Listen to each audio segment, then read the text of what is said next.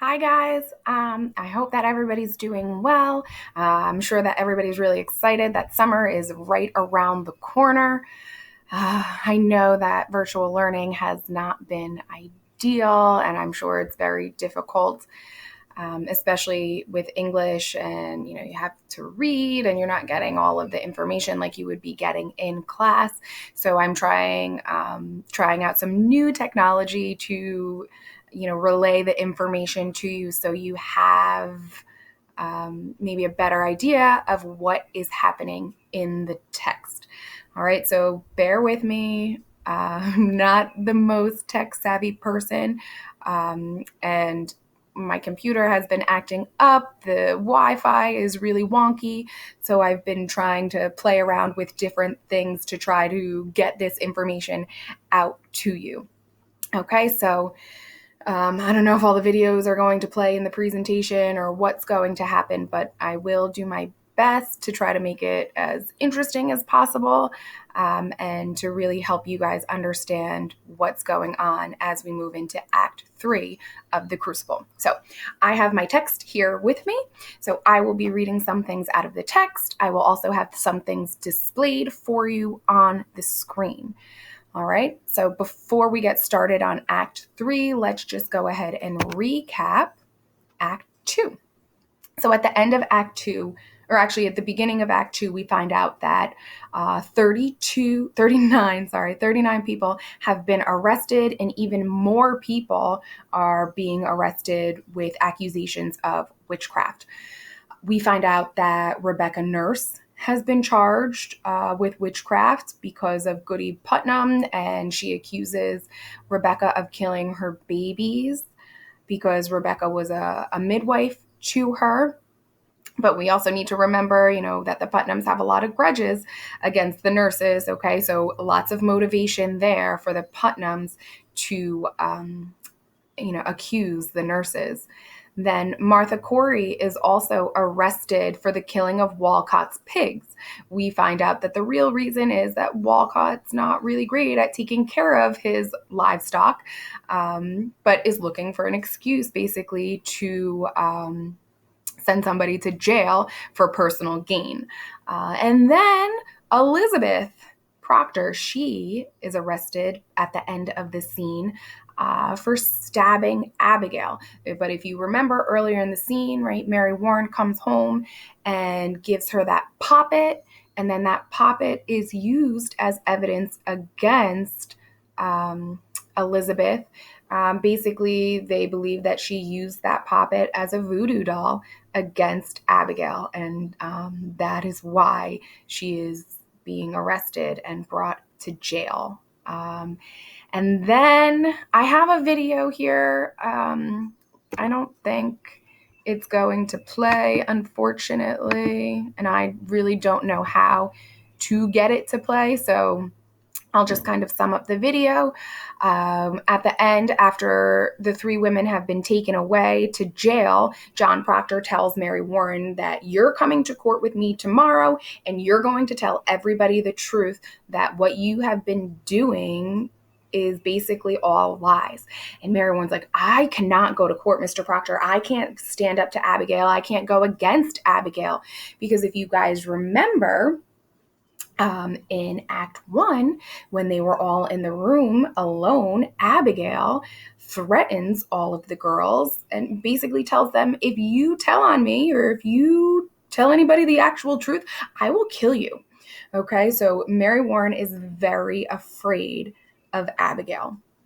Okay, and then John Proctor basically says that everybody who has anything to hide, all of the truths are going to be, out in the open moving forward as they go to court and these proceedings continue. So, dun, dun, dun.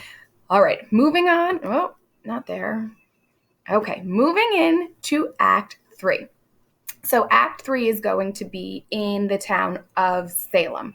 We saw that Act 2 took place at the Proctor's house, so that was a little bit outside of Salem. Now we're back to the center of Salem.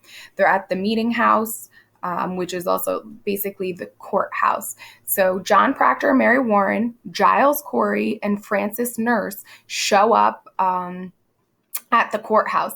So they're all there basically to let everybody know that the girls like Abigail, Mercy Lewis, Betty Parris, Ruth Putnam, all of these girls, the friends that have been dancing in the woods, they're there to tell people that they are frauds. Now, upon their arrival, we hear Martha Corey is actually like in a proceeding, and she is being questioned about the pigs and about hurting the children and, being a witch. And she's basically denying what's going on. And that's kind of when the three husbands, they kind of burst into the proceedings, and Giles Corey yells out that Thomas Putnam is reaching out for land. So right away, Giles Corey is saying that Thomas Putnam is trying to hurt people so he can gain their land. And we kind of know the type of person that Thomas Putnam is based off of what happened in Act 1. Okay, and then we see that, the men are telling him they're all deceiving you. Okay, so he's talking about the girls. The girls are deceiving the courts, even though they're saying that all these terrible things are happening to them and they're acting a certain way. It's all lies. Okay, so moving on. Here we are. Okay, so we find out, let me turn the page and get to where we are. They're all deceiving you. We already read that. Okay, so we find out that 72, if you see the second part, 72 people have been sentenced to death by Judge Danforth. So that it doesn't necessarily mean that they're dead now, okay, but they are sentenced to death. So they are sentenced to hang, okay? And in that 72 people, Rebecca Nurse is one of them, okay? So Rebecca Nurse has been found guilty of witchcraft. So that also tells us that what did she not do when she was on the stand? Okay, so if you think back to Sarah Good confessed, all right, and she's not going to hang. So that means that Rebecca Nurse refused to confess. Okay, so why won't she confess to witchcraft? Because she feels like then she would be lying, right? She's not actually a witch. And, according to the Bible, is lying acceptable? No, lying would be a sin. So Rebecca Nurse is not willing to lie, even if it could potentially save her life. Okay, so let's see what else. We find out, Judge Danforth, he's someone who is overseeing the proceedings. And, he's not real happy that these three husbands just kind of burst in onto the scene and they're saying the girls are liars, they're frauds, and why do you think that would upset him? I mean, if you think about it, several people have already been hanged, right? And 72 more people are being sentenced. So if the girls are lying, how does that make Judge Danforth look, right? If he is killing people based off of the word of the girls and they're lying, right, that makes him look really, really bad. So this news is not so great for him. Like, oh, I've been tricked and, then I look like a fool. And he's not supposed to look like a fool if he's a judge. Okay, so he is very, very skeptical about what Giles Corey, Frances Nurse, and John Proctor have to say. Okay, so as the men are trying to convince him, that the girls are lying, Reverend Parris, who is also part of the proceedings, he is upset that these men are showing up also. And he says to Judge Danforth, he says, they've come to overthrow the court, sir. This man, and he's talking about John Proctor. And why do you think that Reverend Parris wants to discredit these three men? Probably because he has a lot to lose and he's going to look really bad if his niece and his daughter are lying, and because of their lies, all these people are dying. So he doesn't want the truth to come out either, which is totally bananas. All right. And Judge Danforth says, I pray you, Mr. Proctor, do you know, Mr. Proctor, that the entire contention of the state in these trials is the voice of heaven speaking through these children. So he really believes that, along with a lot of other people, that heaven, that God is speaking through the girls that are accusing people of witchcraft. So he's saying, like, you're trying to refute that. You're trying to say that that's not really happening. And, Mary Warren says, it were pretense, sir. So remember, Mary Warren is with these 3 husbands who came. Pretense means lies. So then, Mary Warren, if you remember, was compared to a mouse, right? She's very meek. She's very shy. She's not very sure of herself. She's skittish. And, so when she says it, she kind of whispers it. She's very unsure of herself, right? So Proctor reiterates what she says, and he, tells Judge Danforth that it were pretense. They're lying, okay? And then Danforth's like, all of the girls that are here and testifying against the witches, they're lying. It doesn't really seem to be true. All right. So then Danforth wants to know, he straight up asks John Proctor, like, why are you really here? What are you doing? What is your purpose? What are you really trying to do by bursting into the courtroom like this? And Proctor says, why, I would free my wife, sir. So John Proctor's purpose, right? He wants to set his wife free. He knows that she's obviously not a witch, that she's a really good person, and that she shouldn't be in jail. Not to mention, I'm sure he feels really guilty because, I don't know, whose fault is it really that she is in jail, right? If he didn't have the affair, would they really be in this position right now? Probably not. So Danforth's like, okay, you came to get your wife, but you're not trying to undermine the court in any way. And John Proctor's like, no, I'm not trying to be deceitful. I'm not trying to overthrow anybody. I just want to protect my wife. And then Cheever, remember, he's the cop, he kind of chimes in and he's like, he ripped up the warrant. You can't really trust him. And Danforth, he can't believe it. Ripping up a warrant, that is a big time no-no. And so Danforth asks Reverend Hale, is this true? Did he rip up the warrant? And he's like, oh, yeah, he did do that. But Reverend Hale is very hesitant. He's not looking to really go against John Proctor. He's not looking to throw John Proctor under the bus. Okay, and neither is Cheever. Even though he divulges this information, he's just trying to do what's right. And he thinks that the courts are the right thing. So he's trying to follow the rules of the law. Okay, and then Reverend Parris chimes in again, and he's saying that he's not really a good Christian. He doesn't come to church, and he works on Sunday. Oh, you can't work on Sunday, not if you're a good Christian. Okay, so Reverend Parris is trying to do everything he can to discredit John Proctor. Okay, so as we continue through, and we're going back and forth between Reverend Parris trying to discredit John Proctor, and then, Judge Danforth is asking more questions to John Proctor, and like, are you sure you're really here for the intentions that you say you are? So then let's get some good information here. Okay, so we have some shocking information about, what did I do? We have some shocking information about Elizabeth Proctor. So Judge Danforth says, Mr. Proctor, this morning your wife sent me a claim in which she states that she is now pregnant. And John Proctor says, my wife pregnant? There be no sign of it. We have examined her body. And John Proctor comes back and says, but if she say she is pregnant, then she must be. That woman will never lie, Mr. Danforth. She will not?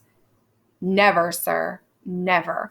Okay, so Elizabeth Proctor is now claiming that she is pregnant. All right, why is this so important? So let's think back to Act 2. We found out that who is pregnant? Anybody remember? Sarah Good. Okay, and what happened to Sarah Good as a result of her being pregnant? Anyone? They won't hang her. She won't be sent to the noose because she's pregnant, and they believe that the baby is innocent. So they will not kill an innocent child. So the judge is very skeptical about this claim, right? He's like, this seems pretty fake. It's awfully convenient that all of a sudden you're claiming to be pregnant, Elizabeth. Okay, but John defends her and he says, listen, if she says she's pregnant, she's got to be pregnant because she is not a liar. She never, ever, ever lies. Okay, so, oh, shoot. I don't know why I keep doing it. Sorry. So, Judge Danforth kind of offers up some information to John Proctor. So if you look in this circle right under where it says John Proctor's offer from Judge Danforth, he says, we have thought it too convenient to be credited. So Judge Danforth doesn't really believe Elizabeth because it's awfully convenient that, since you're supposed to die, you're claiming to be pregnant now. So, however, if I should tell you now that I will let her be kept another month, and if she show her natural signs, you shall have her living yet another year until she is delivered. What say you to that? Come now, you say your only purpose is to save your wife. Good then. She is saved at least this year, and a year is long. What say you, sir? It is done now. Will you drop this charge? Sorry, a few typos in there. And so basically what Judge Danforth is saying, we're going to let her live for another full month. Okay. And if she actually starts to show signs that she's pregnant, then she won't die and she'll be able to live all the way up until she delivers the baby. And who knows what's going to be happening by the time she's ready to deliver. So you're saying that your only purpose here is to save your wife. So she's saved for at least a year if she's actually telling the truth and she's actually pregnant, like you say. So are you good with that? Are you happy with that deal? Will you drop this charge now that the girls are all liars? And John Proctor says, I think I cannot. So he's not willing to drop the fact or say, that the girls are being honest, or he's not willing to go home based off of this information. Okay. And as soon as he says I'm not really willing to stop saying that the girls are liars, Reverend Parris chimes in and he says, you see, he's come to overthrow the court. But that's not really true, right? And John Proctor says, these are my friends. Their wives are also accused. Okay, so we see that John Proctor, he's a good man. His wife will be saved. But he's really good friends with Frances Nurse, and he's really good friends with Giles Corey. And both of their wives are in jail. So even though he finds out my wife can be saved, he's not willing and he's not satisfied with that answer. He wants his friends' wives to be saved as well. Okay. And John Proctor, after, Reverend Parris says he's come to overthrow the court, he says, I'm not here to overthrow the court. I'm just trying to help out my friends. And then Herrick, who is another officer of the court, kind of chimes in and tells Judge Danforth, it is a good man, sir. So he's telling him, John Proctor's a good man, despite what Reverend Parris might be saying. So with those three husbands, as they come to court, they are bringing with them depositions. Now, a deposition is basically a written testimony that's under oath. So instead of speaking on the stand, I swear to tell the truth, the whole truth, and nothing but the truth, and you speak whatever you want to say. The depositions are basically you writing down your testimony. Okay, so that's what the husbands have brought with them. Okay, so we first see John Proctor's deposition. Okay, and he says, as he's giving the paper to Judge Danforth, that it's a sort of testament. The people signing it declare their good opinion of Rebecca, my wife, and Martha Corey. So in this document, it's basically a page of written information about the fact that Elizabeth Proctor, Rebecca Nurse, and Martha Corey are all really good citizens of Salem, and they're really good Christian women, and they have never been involved with witchcraft, okay? And at the bottom, 91 citizens of Salem have signed the deposition. Okay, so here are all the facts. This is what we believe about these three women. They're so great. And it's not just us who think of them this way. We have 91 other people from town who are willing to sign their names to this document. Okay, and then let's see who said. John Proctor says that these are all land holding farmers, members of the church. If you notice, sir, they've known the women many years and never saw no sign they had dealings with the devil. So they're not just 91 random citizens of Salem. These are people that hold a lot of weight. So their signatures are pretty important. Okay, so it's not just any Joe Schmo off the street. They're all landholders, and they all attend church, which is a pretty big deal. Okay, and as they present this deposition, Reverend Parris says this is a clear attack upon the court. And Reverend Hale is every defense an attack upon the court? Can no one see? And then Reverend Parris says, all innocent and Christian people are happy for the courts in Salem. These people are gloomy for it. And I think you want to know from each and every one of them what discontents them with you. So Reverend Parris is saying that, if you're a good person, if you're a good Christian, if you don't have any dealings with the devil, those people are happy that the courts are looking for witches and looking to get rid of the devil in Salem. But if you disagree with the courts, you must have something to hide. Okay, so he's basically saying all of these 91 good people, we should bring them all in for questioning. Okay, so then, John Proctor and Giles Corey and Francis Nurse are like, wait a second, what do you mean you're going to bring all of these people in for questioning? So these people kind of went out on a limb to stand up for Elizabeth Proctor, Rebecca Nurse, and Martha Corey, and now they're going to be punished for it. They're going to be brought into court. And if you're brought into court, who really knows what's going to happen to you? And poor Francis Nurse is so beside himself, and he says, I have brought trouble on these people. And, he's really upset about what has happened here. Okay, so it's not looking good for those 91 people. All right. And as this is happening, Mary Warren starts to cry. Mary Warren's like, oh my gosh, this is so out of control. This is so out of hand. I don't want to be a part of this anymore. And she starts crying. And John Proctor looks to her and he tells her, remember this story in the Bible, Mary.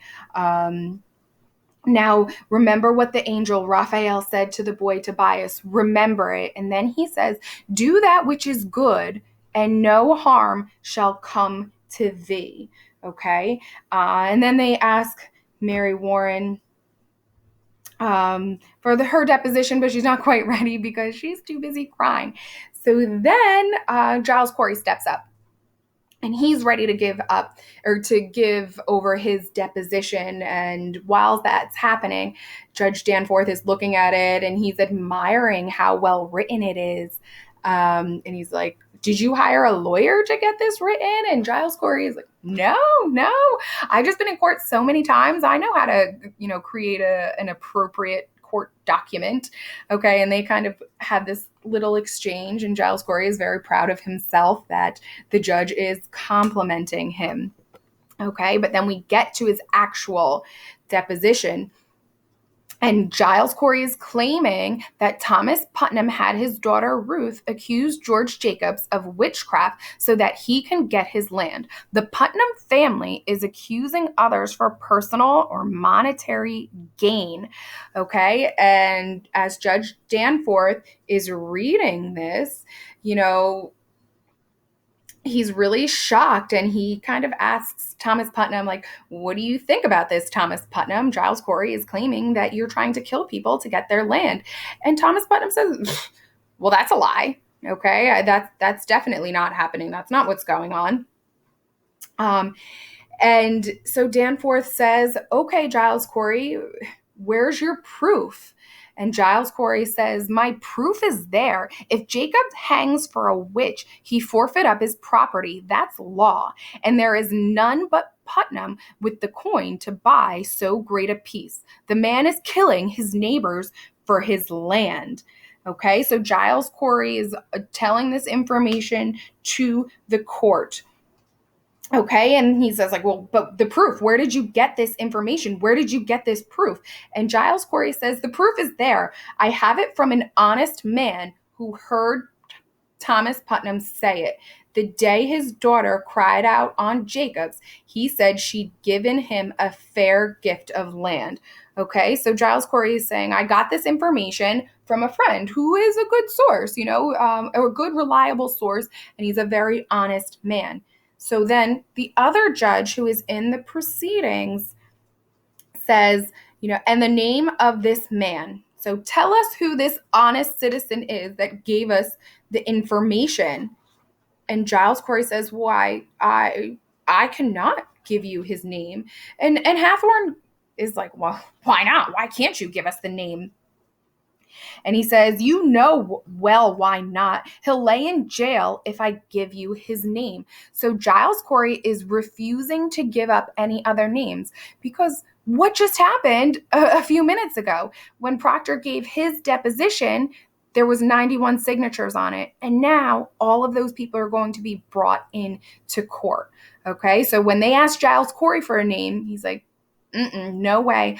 I'm not giving you guys any names because I don't trust you. And I know that if I do tell you the name of this man, you're going to bring him in for questioning. So Giles Corey refuses to give out any names. And the court is really upset with Giles Corey about this. And they're ready. They're basically ready to arrest him. Then after that, we move on to Mary Warren's deposition. And Mary Warren says that she and the girls have been lying about seeing Satan and spirits. They never saw anyone doing witchcraft, and none of them have ever been bewitched. Okay? So she swears now, trying to find exactly where we are. So she swears now that she never saw Satan nor any spirit, vague or clear, that Satan may have sent to hurt her. And she declares her friends are lying now. Okay, so not only is Mary saying that she never saw any spirits or anything like that, that all of the girls who are claiming that they've seen spirits and Satan, that they are lying too. And then John Proctor tries to comfort Mary Warren. He says, you cannot weep, Mary. Remember the angel, what he says to the boy. Hold to it now. There is your rock. This is Mary Warren's deposition. I would ask you to remember, sir, while you read it, that until 2 weeks ago, she were no different than the other children are today. You saw her scream. She howled. She swore. Familiar spirits choked her. She even testified that Satan, in the form of a woman now in jail, tried to win her soul away. And then when she refused, and then he gets cut off. So I'm sorry, I did those backwards. So John Proctor's giving this information, and then we find out that even though she acted in certain ways and she accused others of hurting her in court, or other spirits of hurting her in court, that it was all just a really, really big lie. Okay. Let's see. Going on. Okay. So after hearing this, this is a huge shock, because right now, or before Mary Warren says this, well, actually, Mary Warren doesn't say it. John Proctor reads her deposition, because Mary is just so inconsolable. She's crying, she's weeping, she's scared of what's going to happen to herself, of, what her punishment's going to be. And so after John Proctor reads this, a lot of people are shocked, and they are unsure, about the validity of the things that the girls have been doing, because up to this point, it was only other people speaking out about the girls. But Mary is one of the girls, okay? She's been in on it. She's been doing everything that the girls have been doing. She has been helping to send people to jail. She has been helping to send people to hang, okay? And now she's saying, well, it was kind of all lies. And now even Hale, Reverend Hale, is like, I think we ought to maybe listen to what they're saying. And he says, I have this morning signed away the soul of Rebecca Nurse, Your Honor. I'll conceal it not. My hand shakes yet as with a wound. So this is like really, shocking information. We find out that Rebecca Nurse has been sentenced to death. So not only was she just arrested the other night, not only has she been on trial and refused to admit to being a witch, but now her death warrant has been signed. And Reverend Hale and the other members of the court are required to sign the death warrants, essentially. And he says, like, I'm so uncertain about this, because Rebecca Nurse is such a good woman, and I feel like I'm signing away her life. And when I was signing that death warrant for Rebecca Nurse, my hand was shaking. Okay. So Reverend Hale, we're seeing him start to kind of, side with John Proctor, with Francis Nurse, with Giles Corey. He's not quite certain with the proceedings like he had been when he first arrived. Okay, so then Judge Danforth, he's starting to be open to the fact that maybe the girls are lying, but he's not totally convinced yet. And he starts to question Mary Warren. And he asks her, like, Mary Warren, are you being threatened right now? Were you threatened to write that deposition? Is John Proctor threatening you to come to court and testify and say these things? And even though she's very meek in her responses, no, he's not doing that. Okay. She's still, as much as she doesn't want to, she is telling the truth to Judge Danforth. And Judge Danforth is like, this is just absurd. Okay, so if you are lying and you're saying, or if you were lying and you're saying all the other girls are still lying, like, I need to speak with all of them. So Judge Danforth says, bring in all the girls. I want to talk to them. Okay. And then we see this little standoff between Abigail and Mary Warren. And before we actually get into that, let's think about the type of people that or the type of person that Abigail is versus the type of person that Mary Warren is, right? Abigail is, very aggressive and willing to, do really terrible things. Whereas Mary Warren is probably, a good person. She's afraid to get in trouble. She's definitely not interested in standing up against Abby. Okay, so we see Judge Danforth, and he starts to question Abigail. And Abigail is like, Well, Mary Warren's lying. I mean, I don't know where she gets this information, but she's totally lying. We've been telling the truth the whole time. And Judge Danforth says, well, Mary Warren told us about the poppet and that she brought the poppet and gave it to Elizabeth. What do you say about that? And remember, Abby used to work for the Proctors before she got fired. And so he asks Abigail, and Abigail goes, Elizabeth Proctor always had poppets when I worked at their house. And Cheever, one of the police officers, chimed in and he said that, there was only that one poppet. And Elizabeth even said that she didn't keep any poppets. And another judge, Hathorne, he chimes in and he says, yeah, but you could keep a poppet for a long period of time. And John Proctor's like, yeah, you could keep a poppet for a long period of time, but if you actually keep it in your house, but we didn't have any poppets. So this is nonsense. And of course, Reverend Parris, he needs to chime in. And he says, well, there could have been poppets. Maybe you had them hidden. And John Proctor is so fed up with Reverend Parris. And he says, there might have also been a dragon with 5 legs in my house, but nobody's ever seen it. So does that mean it exists, even though it's hidden? So he's like, this is absurd. The things that are coming out of your mouth, they're just absurd, right? Just as absurd as if I had a fire-breathing dragon somewhere in my house, but hidden.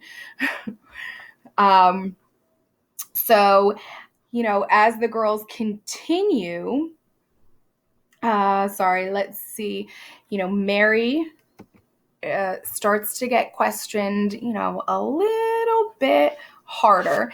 And once again, we know that Mary Warren is very fragile, right? She's afraid, and she doesn't really like that she's on the spotlight and everybody has their eyes on her and they're questioning her. And she has to stand up to Abigail. And Judge Danforth says, you say you never saw no spirits, Mary. Were never threatened or afflicted by any manifest of the devil or the devil's agents. And she says, no, sir, you're right. I wasn't. And then Hathorne asks her again, and he says, and yet when people accused of witchery confronted you in court, you would faint, saying their spirits came out of their bodies and choked you. And Mary says, it were pretense, sir. So even though we did that, we were lying. And he said, but you did turn cold, did you not? I picked you up many times and your skin were icy. Mr. Danforth, I saw that many times. And Proctor's like, well, she was only pretending to faint. She was only pretending that these things were happening to her.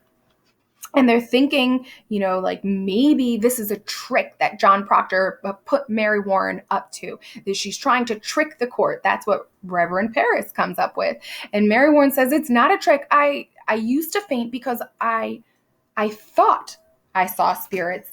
And Judge Danforth is like, thought you saw spirits? Like, what are you talking about? And she's like, but I didn't, right? I thought that I did, but I didn't. And they don't understand what she's talking about. So Mary Warren goes on and she says, I cannot tell how, but I did. I heard the other girls screaming, and you, Your Honor, you seem to believe them. And it were only sport in the beginning, sir. But then the whole world cried spirits, spirits. And I promise you, Mr. Danforth, I only thought I saw them, but I did not. Okay, so Mary Warren's basically saying, like, I kind of got caught up in the moment. And as the girls were getting all this attention, like we liked it and I liked it and I wanted to be involved in that. I mean, think about if any of you have ever been to a sporting event and there is a huge crowd of people, how do you act with that huge crowd of people? If they're chanting and saying all these things and acting out of their minds, do you go along with them? Probably. But what happens if you're at a sporting event and it's just you? Are you willing to go crazy and chant out of your mind and get crazy and run all over the place like you might in a big crowd? Probably not. Okay, so Mary Warren's saying, like, I got caught up in the moment. Okay. And then Judge Hathorne says, well, okay, if you were just pretending to faint during that period of time, then I want you to faint now. And she's like, what? Faint now? But okay. So she's like, I'll try to faint now. And so Mary Warren is standing there in court in front of all the girls, in front of the husbands, in front of the judges, in front of Reverend Parris. All of these people have their eyes on Mary Warren, and they're like, go ahead, faint. If you were pretending then, why can't you pretend now? She's like, okay, I'm gonna faint. And she can't.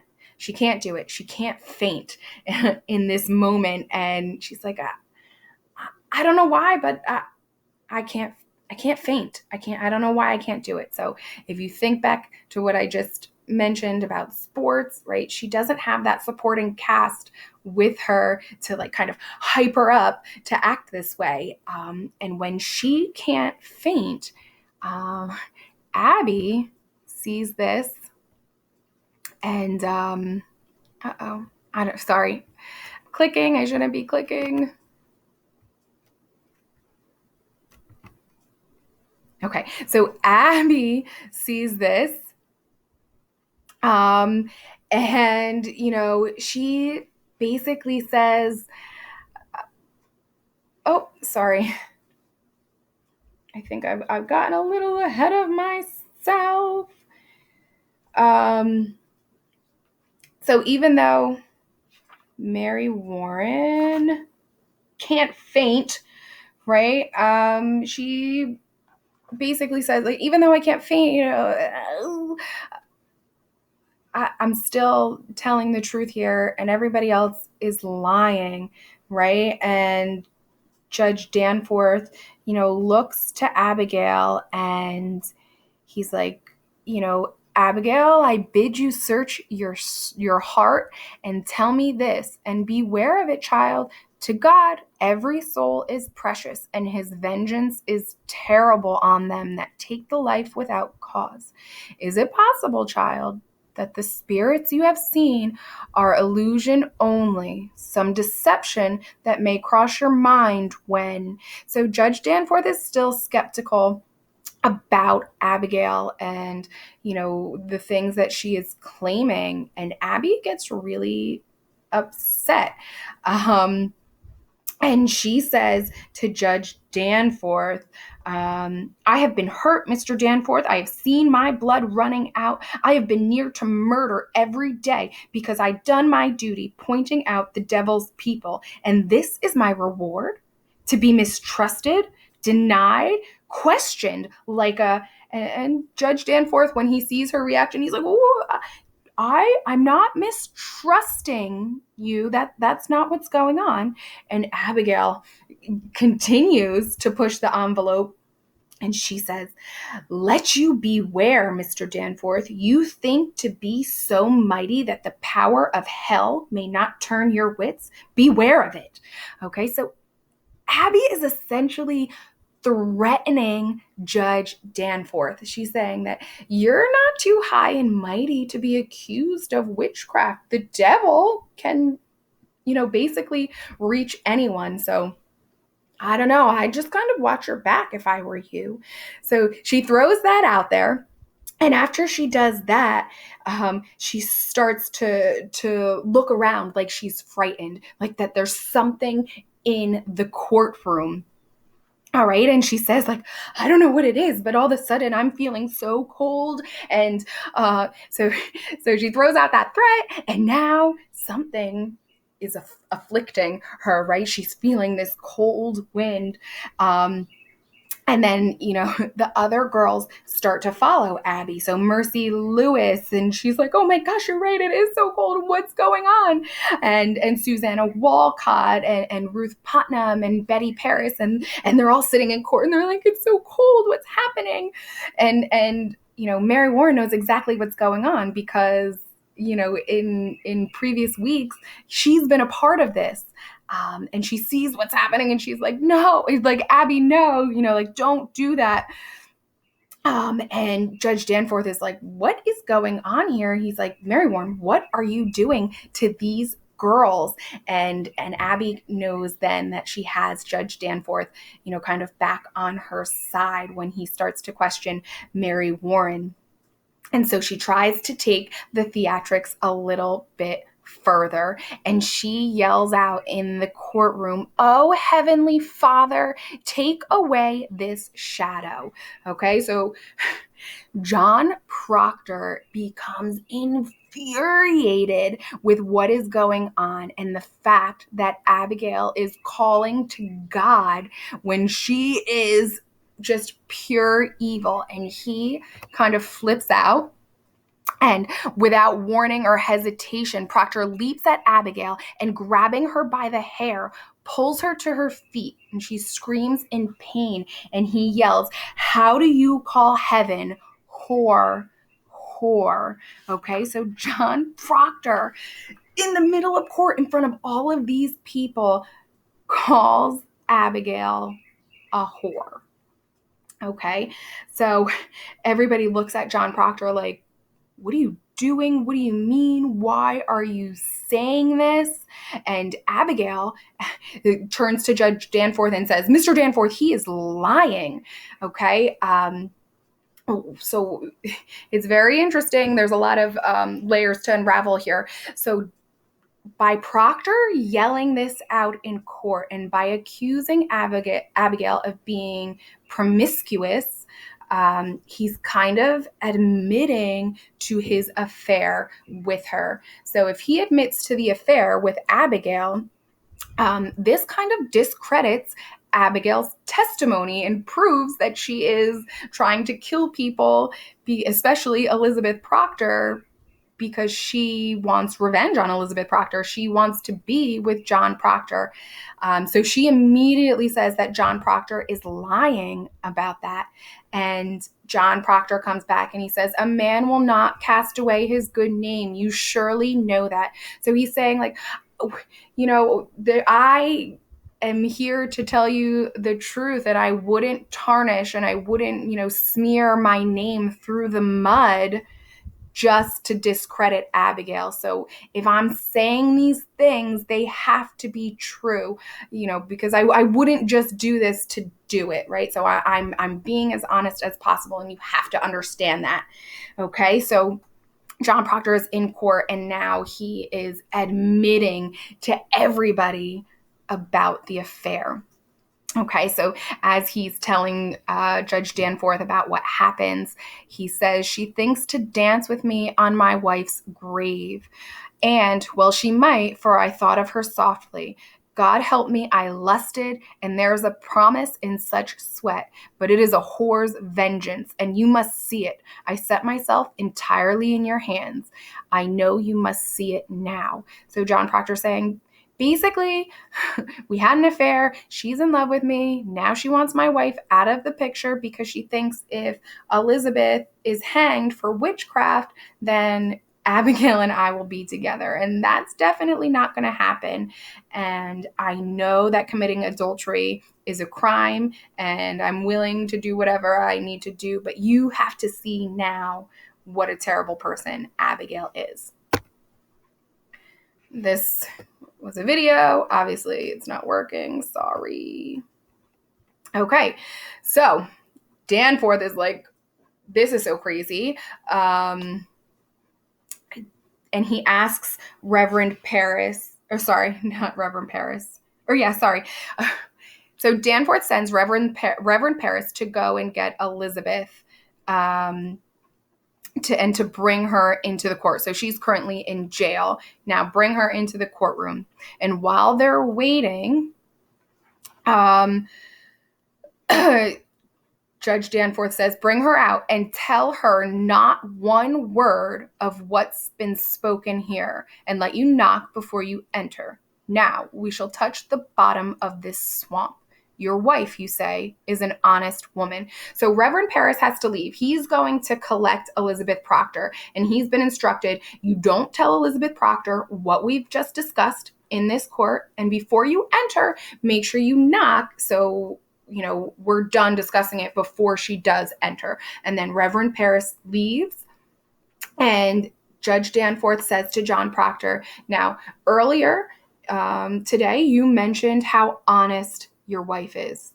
You still stand by that? You think that she's an honest woman? And John Proctor says, in her life, sir, she have never lied. There are them that cannot sing and them that cannot weep. My wife cannot lie. I have paid much to learn it, sir. So he's like, yes, 100%. She doesn't lie. Okay. And he goes on to question John Proctor, and he says, when Abigail worked for you and Elizabeth fired her, did she know about the affair? And John Proctor said, yeah, she knew about the affair, and that's why she was fired. Okay, so now Elizabeth enters the courtroom, okay? And we see, as she enters the courtroom, John Proctor, I don't know if you can tell exactly from the picture, but Elizabeth is standing further back from John and Abigail. Okay, so their backs are essentially turned toward her. So she's in the center of the courtroom and she's looking right at Danforth, but she cannot see John's face and she cannot see Abigail's face. Okay, so if you see on the side here, I cut out some things, but this is basically how the conversation goes between Elizabeth and Judge Danforth. So Judge Danforth says, we are given to understand that at one time you dismissed your servant, Abigail Williams. That is true, sir. For what cause did you dismiss her? You look in my eyes only and not at your husband. The answer is in your memory, and you need no help to give it to me. Why did you dismiss Abigail Williams? So while Elizabeth is being questioned by Judge Danforth, she has no idea what's going on in this courtroom. She doesn't know that John has just confessed. Okay, so she is looking over at John, looking around. She's trying to kind of read the room. And Judge Danforth is telling her, no, look just at me. You don't need to look at your husband for a cue.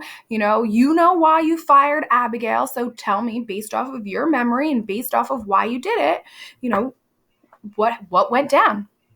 And so Elizabeth said she dissatisfied me and my husband. In what way dissatisfied you? She were, woman, look at me. Were she slovenly, lazy? What disturbance did she cause? Your Honor, in that time, I were sick. And my husband is a good and righteous man. He is never drunk as some are, nor wasting his time at the shovel board, but always at his work. But in my sickness, you see, sir, I were a long time sick after my last baby, and I thought I saw my husband somewhat turning from me. And this girl, look at me. What of Abigail Williams? I came to think he fancied her, and so one night I lost my wits, I think, and put her out on the high road. So Elizabeth Proctor is just trying to kind of say that she fired Abigail because she wasn't really happy with her services. So, which is true, right? Without kind of outing John for having the affair, because once again, she doesn't know if John has admitted to the affair, or if she's brought in to, out him about the affair. Which is why Judge Danforth keeps telling her to look only at me, just look at me. You don't need to look over there. Keep your eyes here, eye contact. Okay, so she says that she's fired him, and then Judge Danforth says, your husband, did he indeed turn from you? My husband is a goodly man, sir. So anytime she has to talk about John, she keeps trying to reiterate that he's a good man, he's a good Christian, he's an upstanding citizen. Look at me. To your knowledge, has John Proctor ever committed the crime of lechery? Answer my question. Is your husband a lecher? And a lecher is someone who has committed adultery, like a promiscuous man, someone who cheats, And so he asks her straight up, did your husband cheat on you or not? Let's just cut with all the nonsense and be honest, and we'll get straight to the point. Did your husband cheat? And Elizabeth says no. So she's in court. John Proctor just went on and on and on about how honest she is and about the fact that she doesn't ever lie. She can't lie. It's against her nature. She's never done it before in her life. And here she is in open court, and she lies. And why does she lie? Because she's trying to protect John Proctor. She has no idea that he has already admitted to the affair, okay? So we see that, even though there are problems in their marriage, she loves him and she's trying to protect him. Okay, so she says, no, sir. And Danforth's like, well, that's it. Then Marshall, remove her from the court. And Proctor turns after she lies and he goes, Elizabeth, tell the truth. And Danforth says, she has spoken, remove her. And Proctor yells out, Elizabeth, I confessed it. And Elizabeth, she goes, oh God, like, what have I done? Because she can see the implications. And as she says, oh God, they slam the door in her face and she's out of the courtroom. Okay, so, the fact that Elizabeth lied to try to protect John really, everything now is bad. It's bad because this totally just discredits John's testimony. But, Proctor says she's lying just because she thought she was trying to save my life. And Reverend Hale, who we see is siding with John Proctor and moving further and further away from what's going on in the court. Reverend Hale says, Excellency, it's a natural lie to tell. I beg you, stop now before another is condemned. I may shut my conscience to it no more. Private vengeance is working through this testimony. From the beginning, this man has struck me true. By my oath to heaven, I believe him now, and pray you call back his wife before we. And as he is saying this, got to go a little bit further. As he is saying this, Abigail realizes that she has this huge opportunity. So she jumps at this opportunity now that John Proctor has been discredited, and she starts yelling to nobody, and she's looking up and she's saying, you will not. Be gone, I say. And people are looking around, and she's pointing up and she says, it's on the beam behind the rafter. Why? Why do you come, yellow bird? She goes, my face. But God made my face.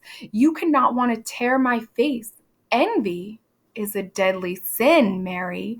So when she adds Mary's name to the end of that makes everybody who has been believing the girls in the first place, so the judge, Reverend Parris, people like that, they're like, Mary, so you're saying that there's a little yellow bird flying around and that's Mary's spirit and she's sending her spirit out on you? And Mary Warren's like, oh my God, I know what's going on here. And she's like, no, I'm right here. It's not me. I'm not that bird. Don't fall for it. And Abigail and the other girls are talking to this bird that they see flying around the courtroom, and they're like, oh my gosh, it's so scary. No, birdie, please don't hurt me. This is bad. And poor Mary Warren is like, no, I'm right here. And then to take it another step, Abigail says, Mary, please don't hurt me. And then Mary Warren says, I'm not hurting her. And Danforth says, what does she see? Why does she see this vision? And Mary Warren says, she sees nothing. And then Abigail and all of the other girls say the exact same thing that Mary Warren's saying. So when Mary Warren says she sees nothing, then all the other girls yell out the same exact thing. She sees nothing.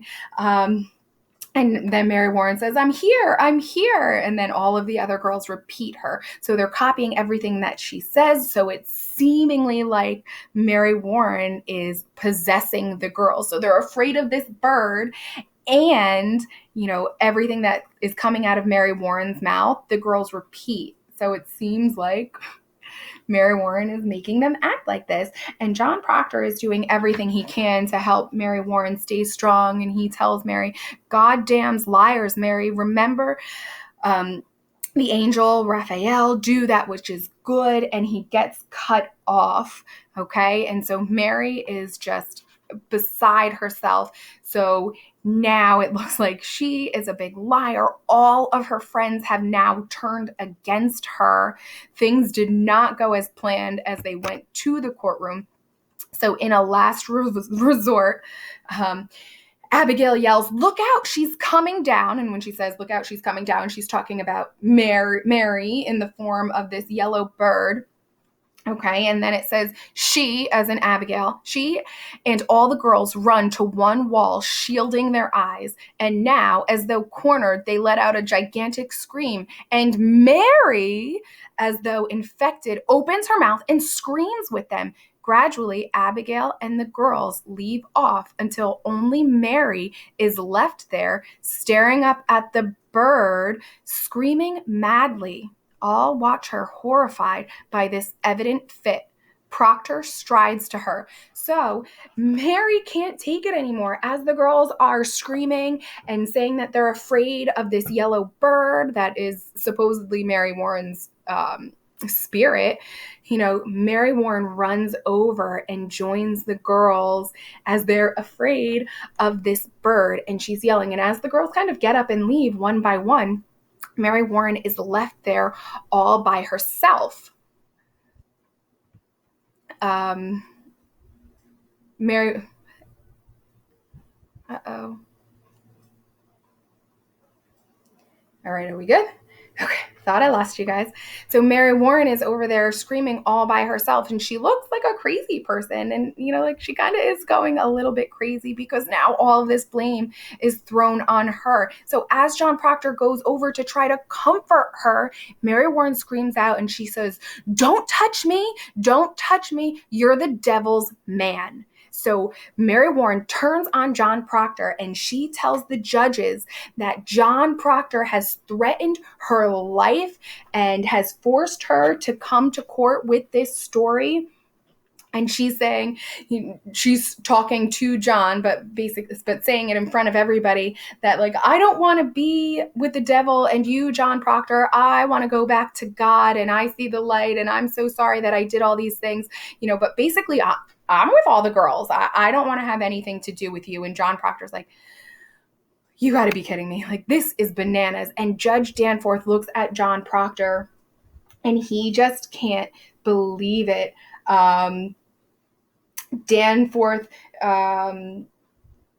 let's see, sorry, moving along.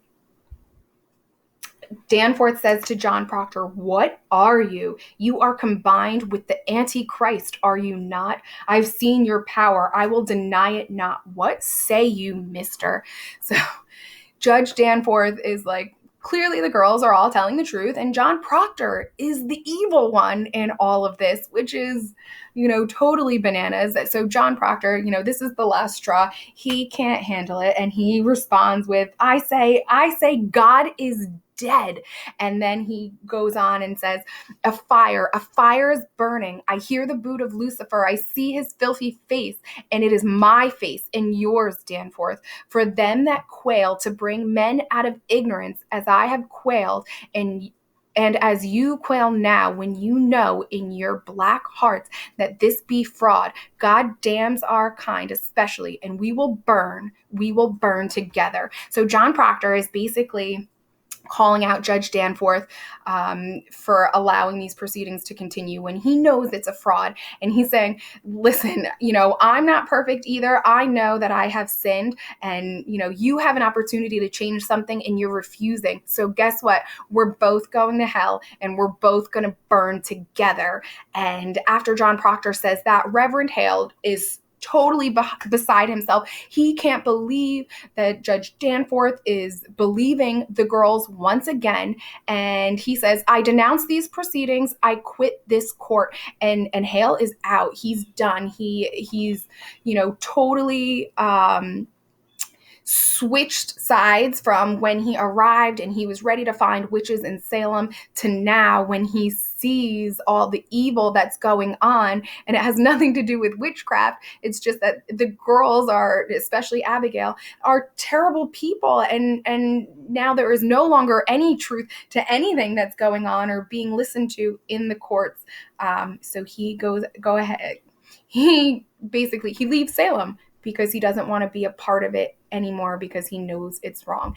And John Proctor is now arrested and thrown into jail. And that is Act 3.